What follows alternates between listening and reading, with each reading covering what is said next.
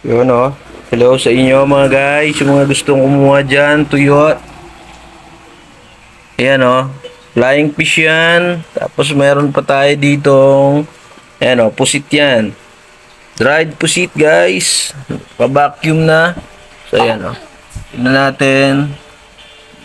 Bali, isang guhit yan. Ayan. Isang guhit. Ayan siya o. Isang guhit. Ito naman isa. Natin yan.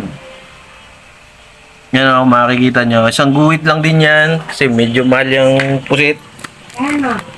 Naman tayo guys sa ano natin. Tuyo. 1/4, 1/4 yan. Ayan. Ayan o, 1/4. Kasi ito, medyo napalit lang yung packaging niya. Kasi nasunog, naputol lang naputol. Pero 1/4 din yan. Okay, 1/4 din yan. So lahat yan. Ayan pa. Ayan o. Meron 20 pieces, 19 pieces, may 18 pieces, depende sa laki. Pwede nyo pang ibenta, 3.20. Pero pag sa amin, 1/4 yan, 75 pesos lang yan guys. 75 pesos, ganyan na siya karami. So pag dalawa, 150. Pero kung 1 kilo ang kukunin nyo dyan, 280 na lang yan. Ayan o. Kita nyo naman, nakapang SM pang packaging yan. Ay, sorry.